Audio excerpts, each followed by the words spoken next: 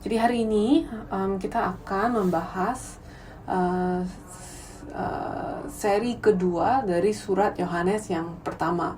Dan judul khotbahnya adalah seri 1 Yohanes yang kedua.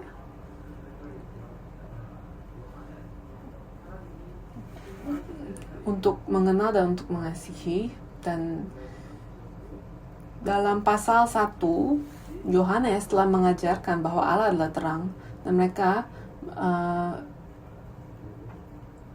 dan kita perlu memiliki persekutuan dengan terang itu. Kita perlu memiliki persekutuan dengan firman ini dan berjalan di dalam terang. Dan terang inilah yang mengusir kegelapan di dalam kita, yang disebut juga sebagai dosa.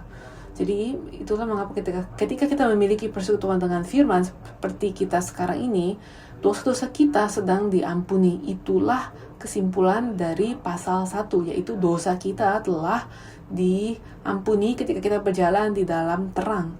Dan ia terus memperkenalkan kepada kita firman itu yang datang dalam rupa manusia, yaitu sebagai Yesus Kristus. Jadi Yesus Kristus adalah pengantara kita. Dan mari kita baca sekali lagi ayat 1 sampai 2. Anak-anakku, hal-hal ini kutuliskan kepada kamu supaya kamu jangan berbuat dosa. Namun jika seorang berbuat dosa, kita mempunyai seorang pengantara dari Bapa, yaitu Yesus Kristus yang adil. Dan ia adalah pendamaian untuk segala dosa kita, dan bukan dosa kita saja, tapi juga untuk dosa seluruh dunia. Jadi Yesus Kristus pengantara dan pendamaian kita. Ini poin pertama.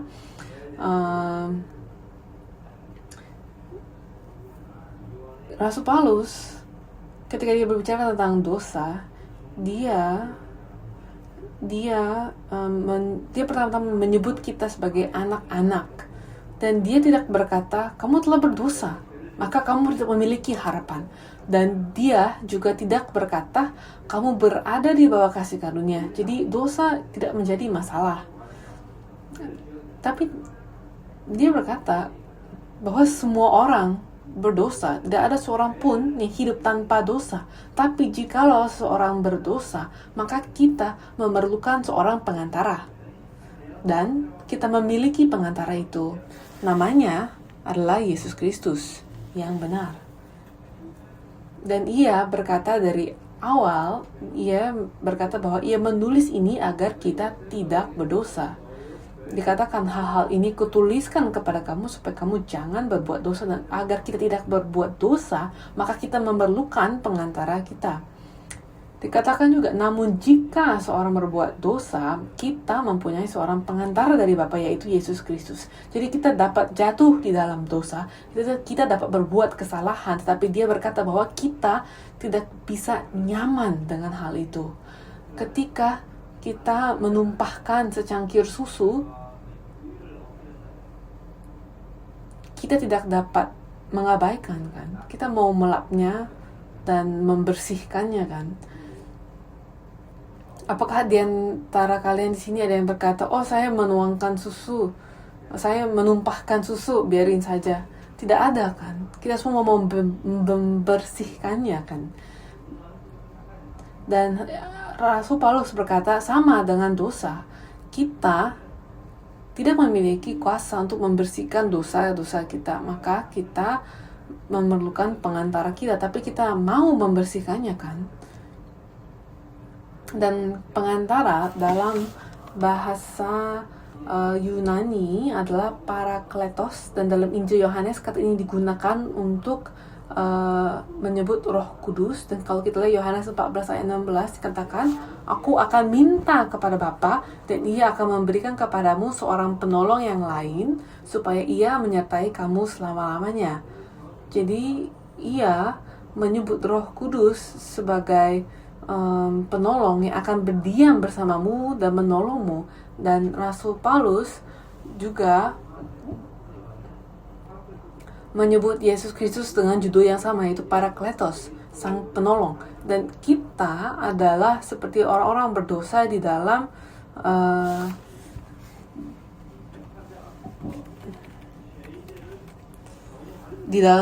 ruang sidang, dan kita memerlukan seorang pengantara untuk membantu kita kan, dan itulah parakletos kita, itulah pembela kita. Dialah yang akan berdiri di samping kita dan membela kita di ruang sidang. Dan kalau kita lihat Roma 8 ayat 33-34 dikatakan, siapakah yang akan menggugat orang-orang pilihan Allah?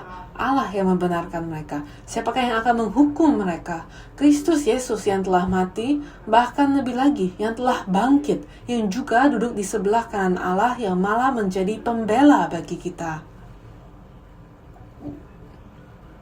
Jadi Yesus Kristus meskipun kita layak menerima hukuman, tapi Yesus Kristuslah yang mewakili kita dan membela kita. 1 Petrus 3 ayat 18, sebab juga Kristus telah mati sekali untuk segala dosa kita. Ia yang benar untuk orang-orang yang tidak benar, supaya ia membawa kita kepada Allah. Ia yang telah dibunuh dalam keadaannya sebagai manusia, tapi yang telah dibangkitkan menurut roh. Dan Rasul Yohanes juga berkata dalam ayat bacaan kita hari ini bahwa ia bukan hanya seorang pembela, tetapi ia juga adalah pendamaian kita. Ia mencabut murka Allah melalui korbannya.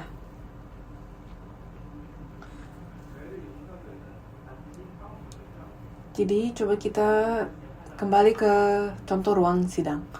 Jadi sebagai pendamaian kita, ia membayar sebuah harga. Jadi kalau kita berbuat dosa terhadap hukum, maka kita menerima hukuman kan, dan kita harus membayar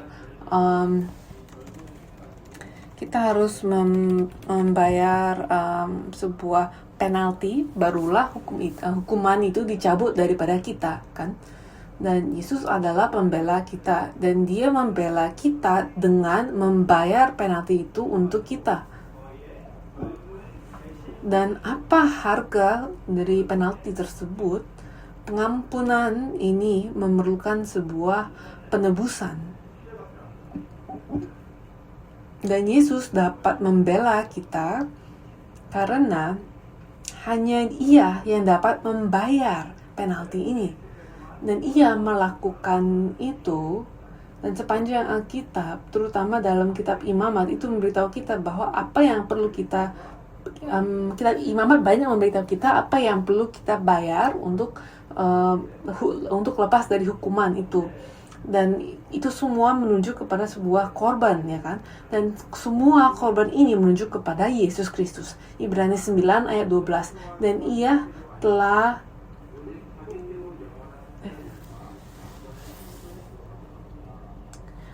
masuk satu kali untuk selama-lamanya ke dalam tempat yang kudus, bukan dengan membawa darah domba, jantan, dan darah anak lembur, tapi dengan membawa darahnya sendiri.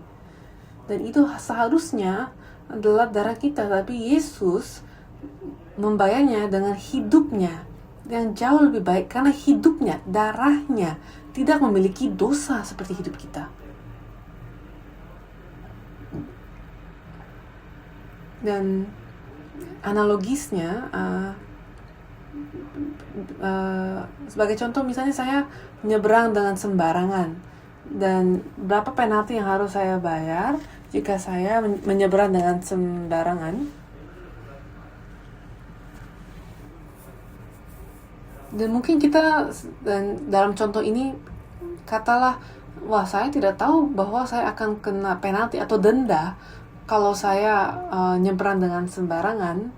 Dan tiba-tiba saya ditangkap polisi, lalu kita berbicara, dan tiba-tiba pembela saya datang, dan dia membayar misalnya $2 juta untuk menebus saya. Dan mungkin kita berpikir, aduh, harga segitu mahal untuk kesalahanku, dan seharusnya saya yang membayar, tapi saya tidak sanggup membayarnya. Tapi Yesus datang, dan dia membayar harganya dengan hidup kekalnya. Itu sebuah hal yang jauh lebih besar daripada hidup kita yang kecil ini. Jadi, apakah kalian paham sekarang? Jadi ketika dikatakan bukan hanya untuk kamu, Dia dia berkata bahwa pendamaiannya, penebusannya itu adalah untuk seluruh dunia. Dan itu cukup untuk seluruh dunia, agar seluruh dunia dapat datang, percaya kepadanya, dan menerima pengampunan. Hanya melaluinya saja kita menerima pengampunan, maka kita perlu mengenal dia. Dan itulah maksudnya. Dan dia berkata, saya menulis ini supaya kamu tidak berbuat dosa. Dan agar kita dapat melakukan itu, kita memerlukan pembela kita. Kita memerlukan Yesus Kristus dan kita perlu mengenalnya. Ia perlu berada di sisi kita. Jadi coba saya tanya, apakah kamu mau datang untuk mengenalnya? Amin. Karena dengan cara seperti itu barulah ia dapat menutupi kita. Jadi sekarang poin nomor 2, mengenal Allah melalui ketaatan. 1 Yohanes 2 ayat 3-6. Dan inilah tandanya bahwa kita mengenal Allah, yaitu jikalau kita menuruti perintah-perintahnya. Jadi dalam konteksnya kita harus mengenal dia maksudnya Yesus Kristus kan. Dan dikatakan sini bahwa inilah tandanya bahwa kita mengenal Allah. Apa tandanya? Jikalau kita menuruti perintah-perintahnya. Jadi kita tahu, jadi ini tanda bahwa kita mengenal Allah, yaitu jika kita menuruti perintah-perintahnya. Jadi, apakah kita akan mengakui bahwa kita mengenal Allah? Dan bagaimana kamu tahu, bagaimana kamu yakin bahwa kamu sungguh-sungguh mengenal Allah? Itu jikalau kamu menuruti perintah-perintahnya. Dan apa perintah-perintah yang harus kita turuti? Nanti kita akan membahasnya. Tapi untuk mengenal Allah, itu bukan hanya mengenalnya sebagai informasi, mengenal dia, mengenal namanya, tapi tentang sebuah hubungan dengannya. Ini berbicara tentang mengenal dia melalui hubungan perjanjian. Yeremia 31 ayat 34. Dan tidak usah lagi orang mengajar sesamanya atau mengajar saudaranya dengan mengatakan, kenalah Tuhan, sebab mereka semua, besar kecil, akan mengenal aku. Demikianlah firman Tuhan, sebab aku akan mengampuni kesalahan mereka dan tidak lagi mengingat dosa mereka. Jadi mengenal dia akan menuntun kita mencapai pengampunan. Ini yang dikatakan Yeremia 31-34. Jadi ketika kita mulai mengenal Tuhan, dosa-dosa kita mulai diampuni dan dikatakan bahwa Tuhan tidak akan mengingatnya lagi. Jadi sekali lagi kita mau lebih lagi mengenalnya kan. Dengan cara seperti itu dosa-dosa kita akan diampuni. Tetapi juga dikatakan bahwa jika kita mengenal dia, itu berarti bahwa kita menuruti perintah-perintahnya. Jadi untuk berkata bahwa kita mengenalnya, itu berarti kita harus menjaga perintah-perintahnya. Kalau kita berkata bahwa kita mengenal Tuhan, tapi kita tidak menuruti perintah-perintahnya, itu berarti kita seorang pendusta. Dan itu berarti kita tidak sungguh-sungguh mengenal Allah. Jadi, apakah kalian mengenalnya? Itu berarti, apakah kalian sedang menuruti perintah-perintahnya? Jadi menuruti perintahnya bukan hanya mengamati perintah-perintahnya, bukan hanya mengikutinya dari kebiasaan saja. Karena dalam Yohanes 14 ayat 15, Yesus berkata, jika kamu mengasihi aku, kamu akan menuruti segala perintahku. Dan saya mau akui sebelumnya, saya pikir bahwa saya mengenal Injil Yohanes dengan cukup baik karena saya banyak mempelajarinya. Tetapi sekarang ketika saya sedang mempelajari surat Yohanes yang pertama, dan ketika saya membandingkannya dengan Injil Yohanes, saya mulai sadar lebih banyak lagi daripada apa yang Yohanes sedang katakan dalam Injil Yohanes. Dan Yohanes 14, 15, 16, 3 pasal ini adalah ini mengandung hal-hal terakhir yang Yesus ucapkan kepada murid-muridnya sebelumnya digantung di atas kayu salib. Dan ini pun merupakan, dan ingat sebelum perjamuan terakhir, Yesus mencuci kaki mereka dan mengajari mereka kan. Sebelum ia mendoakan mereka, ia mengajari mereka, dan itu adalah khotbah terakhir yang dia berikan kepada murid-muridnya. Dan pesan utamanya adalah kamu harus datang mengenal Bapa jika kamu mau diselamatkan. Dan kedua, adalah juga kasih. Kamu harus mengasihi Bapa, kamu harus menerima kasih Bapa, dan kamu harus mengasihi sesamamu. Dan kita baca sekali lagi Yohanes 15 ayat 15. Jika kamu mengasihi aku, kamu akan menuruti segala perintahku. Jikalau kamu mengasihi aku, kamu akan menuruti segala perintahku.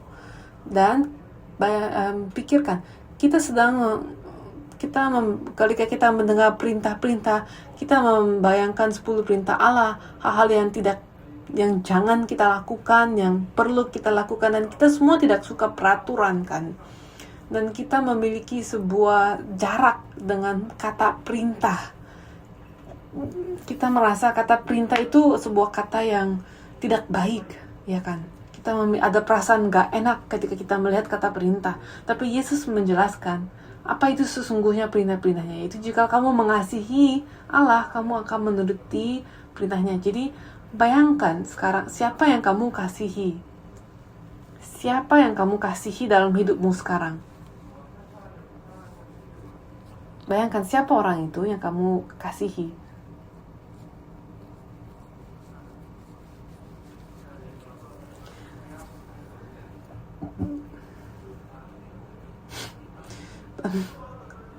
Bayangkan siapa orang yang kamu kasih, dan apakah itu mengubah ekspresi wajahmu ketika kamu membayangkan orang itu. Sekarang bayangkan apa yang akan kamu lakukan untuk orang itu karena kamu mengasihinya. Itulah perintah, itulah menjaga perintah, itulah menuruti perintah. Yesus berkata, kalau kamu mengasihi aku, kamu akan menuruti segala perintahku.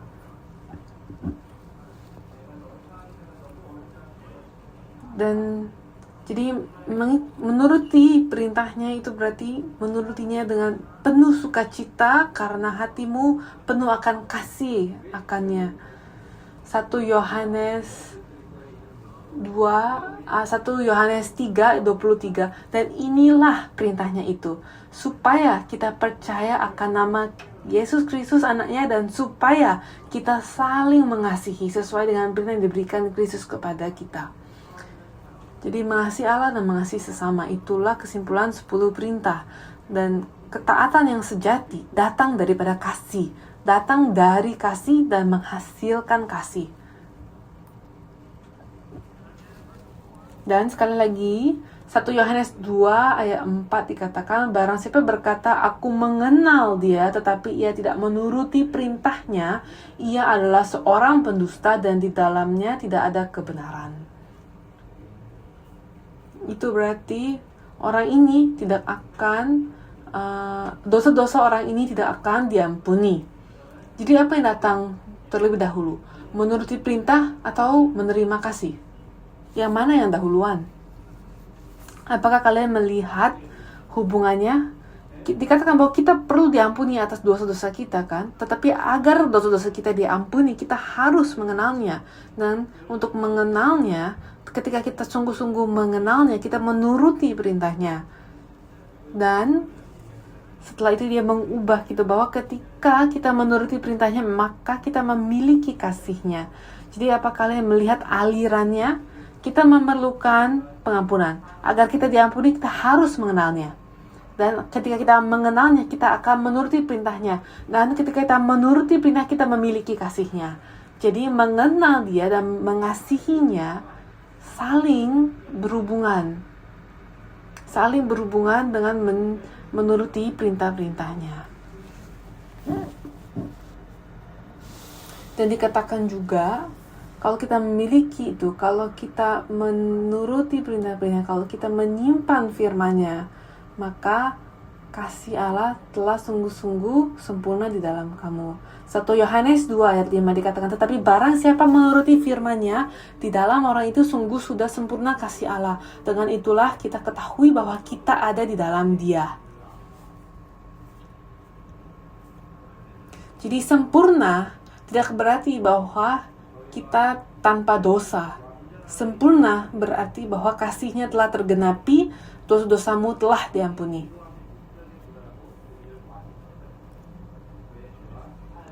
Jadi, mana yang harus terjadi dahuluan?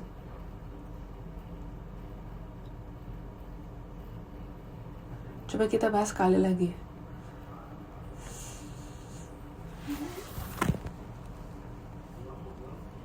Yohanes 14 ayat 21. Barang siapa memegang perintahku dan melakukannya, dialah yang mengasihi aku, dan barang siapa mengasihi aku, ia akan dikasihi oleh Bapakku, dan aku pun akan mengasihi dia dan akan menyatakan diriku kepadanya. Jadi ini semua saling berhubungan kan. Pengampunan diperlukan. Untuk menerima pengampunan kita kita perlu mengenal Allah. Dan ketika kita mengenal Allah, itu berarti kita menuruti perintahnya. Dan ketika kita menuruti perintahnya, itu berarti kita mengasihinya. Dan barulah dikatakan bahwa ketika kita mengasihinya, kita berada di dalam dia. Dan proses ini kedengarannya seperti apa?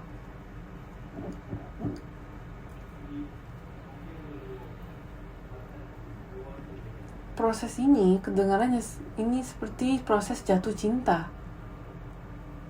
Ketika datang untuk mengenal seseorang, kita mau menuruti perintah-perintahnya kan? Dan kita mau mengekspresikan kasih kita kepada satu sama lain. Kita mau menjaga perintah-perintahnya. Jadi kalau kita mengasihi seseorang, kita mau menuruti perintah-perintahnya, kita tidak melakukan itu dengan hati yang berat, malah dengan sukacita. Dan seperti itulah maksudnya menuruti perintah Tuhan. Jadi ketika kita mengenal seseorang, bukan hanya mengenal, tapi kita memiliki hubungan dengan orang itu kan. Orang tua dengan anak, suami dan istri, hubungan seperti itu, ada sebuah hubungan, ada sebuah perjanjian, dan kita saling menjaga perintah untuk satu sama lain, ya kan? Dan itulah kasih yang sejati. Dan ketika kita memiliki kasih yang sejati itu, kita berada di dalam satu sama lain. Dan berada dalam satu sama lain itu tidak hanya hidup di rumah yang sama, tetapi itu juga berarti berbagi apa yang kita bagi. Bukan hanya ruang, tetapi kita berbagi visi, kita berbagi arah, kita berbagi kasih. Dan seperti itulah kita berada satu sama lain. Kita berbagi tujuan yang sama, kita berbagi arah yang sama. Dan coba kita lihat ayat 6, 1 Yohanes 2 ayat 6. Barang siapa mengatakan bahwa ia ada di dalam dia, ia wajib hidup sama seperti Kristus yang telah hidup. Jadi ia menuntun kita selangkah demi selangkah. Kita datang untuk mengenalnya, untuk menuruti perintahnya, untuk mengasihinya dan berada di dalamnya. Dan kalau kita berada di dalamnya, maka kita harus berjalan bersamanya dengan cara yang sama yang dia jalan. Nah, bagaimana kita berjalan dengan cara yang sama seperti bagaimana Tuhan berjalan? Bagaimana kita dapat berjalan dengan cara yang sama? Itu berarti kita memerlukan gaya yang sama, kecepatan yang sama, arah yang sama, tujuan yang sama, alasan yang sama. Jadi dia berkata bahwa kita harus berjalan bersama Kristus dan seperti Kristus. Jadi pertanyaan berikutnya adalah bagaimana Yesus berjalan? Kalau kita mau berjalan dengan cara yang sama dengan Yesus, kita harus bertanya, bagaimanakah Yesus berjalan? Dan itu menuntun kita kepada bagian berikutnya. Poin ketiga, perintah lama dan perintah baru. 1 Yohanes 2 ayat 7-8 dikatakan, saudara-saudara yang kekasih, bukan perintah baru yang kutuliskan kepada kamu, melainkan perintah lama yang telah ada padamu dari mulanya. Perintah lama itu ialah firman yang telah kamu dengar. Dan apa itu? Apa perintah yang kamu dengar? Jadi kan kalau kamu telah mendengar, berarti kamu harusnya tahu kan? Coba kita lihat ayat 8. Namun perintah baru juga yang kutuliskan kepada kamu telah ternyata benar di dalam dia dan di dalam kamu, sebab kegelapan sedang lenyap dan terang yang benar telah bercahaya. Jadi lihat, ada sebuah kontras. Dia berkata bahwa ada firman yang telah kamu dengar, ya kan? Yang itu perintah lama. Dan dikatakan, namun perintah baru juga kutuliskan kepada kamu. Jadi, apa kalian melihat? Yohanes di sini menulis bahwa ada perintah lama dan juga dia menulis perintah baru. Dan apa perintah lama, apa perintah baru? Imamat 19 ayat 18. Janganlah engkau menuntut balas dan janganlah menaruh dendam terhadap orang-orang sebangsamu, melainkan kasihilah sesamamu manusia seperti dirimu sendiri. Akulah Tuhan. Ini adalah perintah lama. Kasihilah sesamamu seperti dirimu sendiri. Inilah perintah lama. Dan apa perintah baru? Yesus berkata, inilah perintah baru. Dalam Yohanes 13 ayat 34. Aku memberikan perintah baru kepada kamu, yaitu supaya kamu saling mengasihi. Sama seperti aku telah mengasihi kamu, demikian pula kamu harus saling mengasihi. Jadi ini bunyinya sama seperti perintah lama kan? Jadi mengapa di sini disebut perintah baru jika bunyinya sama? Lihat, ada sesuatu yang baru. Mengasihilah sesamamu itu adalah perintah lama kan? Yang membuat ini baru adalah dikatakan kasihilah sesamamu sama seperti aku telah mengasihimu. Sama seperti aku telah mengasihimu. Jadi bukan kasihilah sama manusia seperti dirimu sendiri, tetapi kasihilah sesamamu seperti aku telah mengasihimu.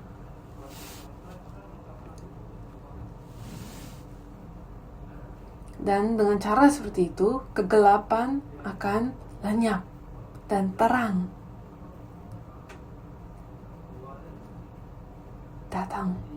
Jadi Rasul Yohanes melewati seluruh proses ini untuk memberitahu kita bagaimana kita dapat menerima terang itu. Ketika terang datang, kegelapan lenyap.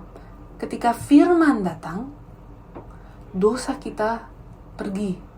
Dan agar itu terjadi, maka kita harus datang untuk mengenal Allah. Dan untuk mengenalnya, kita harus menuruti perintah-perintahnya. Jadi ketika kita mengenal Tuhan, kita menuruti perintahnya, dan itulah kasih. Dan ketika kita mengasihinya, kita berada dalam Dia. Dan ketika kita berada dalam Dia, kita berjalan sebagaimana Ia berjalan bersama Dia. Dan kita berjalan bersama Dia. Jadi, apakah kalian paham sekarang? Apakah kamu telah diampuni? Apakah kamu mengenal Dia? Apakah kamu menuruti perintahnya? Kita seringkali berbuat kesalahan, tetapi secara gambaran untuk menuruti perintahnya itu berarti kita berjalan bersamanya dalam kehidupan kita.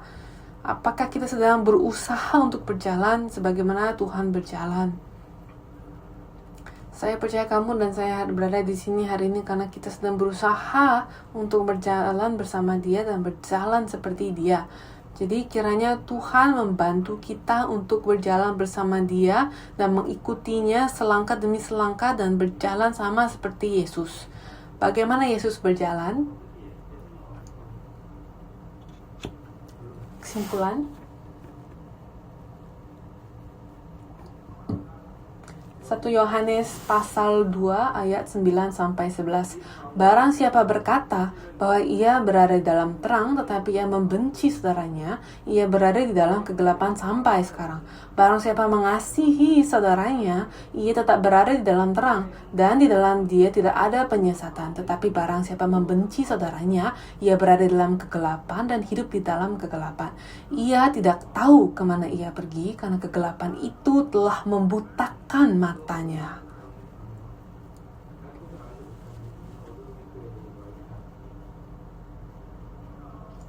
Sepanjang pasal ini sampai titik ini ada 3 pengakuan palsu. Ayat 4. Kalau kita berkata bahwa aku mengenal dia, tetapi kalau kita tidak menuruti perintahnya, maka kita pendusta. Ayat 6, kalau kita berkata aku ada di dalam dia, tetapi kalau kita tidak berjalan dan hidup seperti Kristus telah hidup, maka kita adalah pendusta. Ayat 9 sekarang, jika kita berkata bahwa aku berada di dalam terang, tetapi kita membenci saudara kita, maka kita juga adalah pendusta. Inilah 3 pengakuan palsu di dalam pasal ini. Bagaimana dengan kamu hari ini? Apa kamu mengakui bahwa kamu mengenal dia? Periksalah apakah kamu telah menuruti perintahnya. Jika tidak, maka kamu adalah pendusta. Berikutnya, apakah kamu berada di dalam dia? Periksalah apakah kamu hidup seperti Kristus telah hidup. Dan terakhir, apakah kamu berada di dalam terang? Periksalah apakah kamu sedang mengasihi atau malah sedang membenci saudara-saudaramu.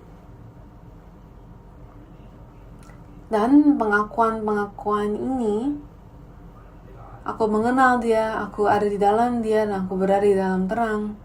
3 pengakuan-pengakuan ini menjadi benar ketika ada kasih di dalam kita. Kalau kita berkata bahwa kita mengenal dia, maka harus ada kasih. Aku harus mengasihi dia. Kalau kita berkata aku ada di dalam dia, itu karena kasih. Kita berjalan sebagaimana Kristus berjalan. Dan terakhir, kalau kita berkata aku berada di dalam terang, maka kita tidak dapat membenci. Dan itu berarti kita memerlukan kasih untuk berada di dalam terang. Dan apa terang itu? Dalam pasal ini, kata kasih yang digunakan adalah agape. Jadi ini adalah kasih agape.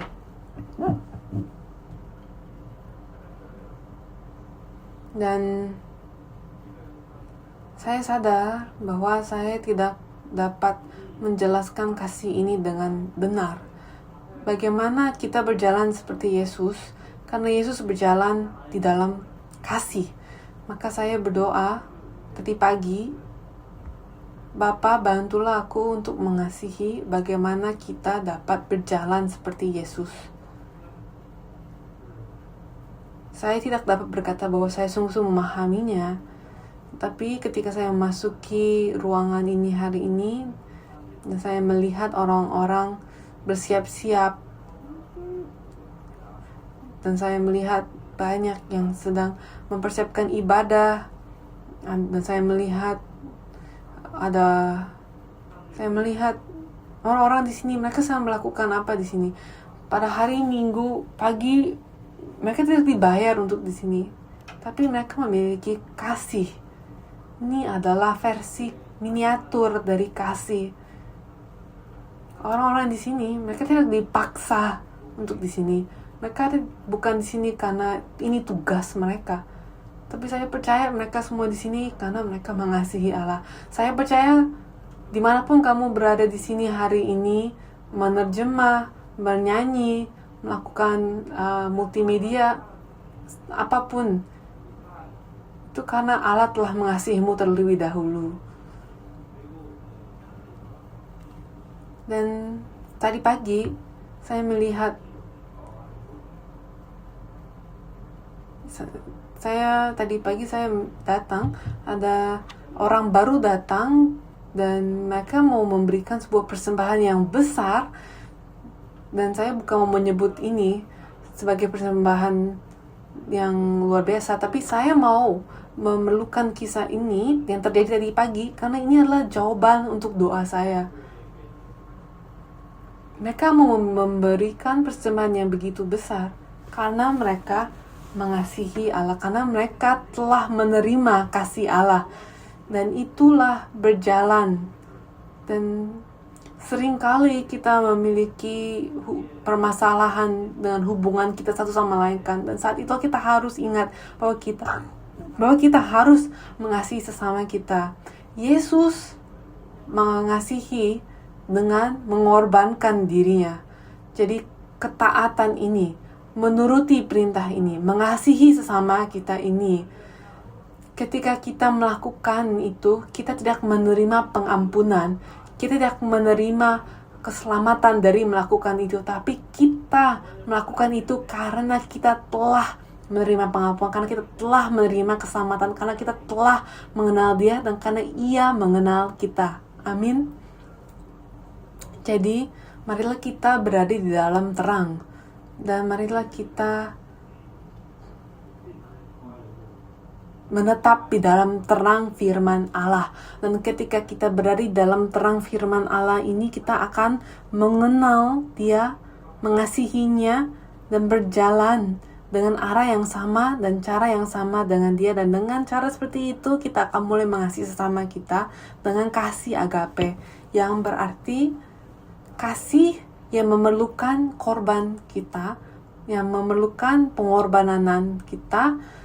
Dan kita dapat melakukan itu karena kita mengingat bahwa Tuhan telah memberikan kasih dengan korban, dengan pengorbanannya kepada kita.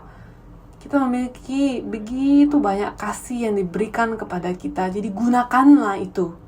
Gunakanlah kasih agape yang telah kamu terima. Dia telah memberikan kepadamu kasih agape yang luar biasa banyak jumlahnya. Jadi gunakanlah itu, bagikanlah itu. Amin. Mari kita berdoa. Allah Bapa, kami mengucap syukur karena Kau telah menerima terang firman-Mu. Bapa, kami berada dalam kegelapan tadinya, kami membencinya, dan kami pernah membenci hidup kami, membenci sama kita. Kami pernah memiliki, kami pernah berada tanpa harapan, tetapi Engkau menerangi kami sebagaimana Engkau juga menerangi pencuri di sisi kanan salib.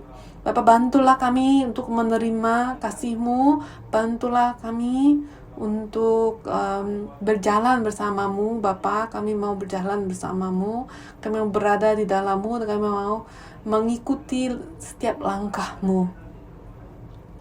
Bapa, karena kasih yang luar biasa yang telah Engkau berikan kepada kami mau kembali, kami mau memberi balik kepadamu kasih-Mu. Kami mau membalikan kepadamu dan kepada sesama kami kasih-Mu, dan tolong izinkan kami untuk dapat menyadari kasih-Mu yang luar biasa, dan kiranya itu mendorong kami untuk mengasihi satu sama lain. Bapa, kami mengucap syukur untuk setiap anggota gereja Sion yang telah memberikan setiap usaha mereka, kasih mereka kembali kepadamu dalam bentuk persembahan, dalam bentuk pelayanan, dalam bentuk mengasihi satu sama lain, dalam bentuk doa, dalam bentuk misi. Bapa, kiranya tempat ini, kiranya gereja ini menjadi tempat penuh kasih, dan kiranya gereja ini menjadi tempat di mana kasih-Mu, terang-Mu bersinar dengan sangat terang, dan kiranya ini menjadi tempat di mana setiap anggota mengangkat terang-Mu kemanapun mereka berada. Kiranya mereka menyinari terang-Mu, dan kiranya kasih-Mu juga mengusir setiap sakit penyakit dan menjadi nyata di dalam kehidupan setiap kami. Terima kasih untuk kasih karunia-Mu dalam nama Tuhan Yesus kami berdoa dan mengucap syukur. Amin. Mari kita mengucap syukur kepada Allah Bapa kita.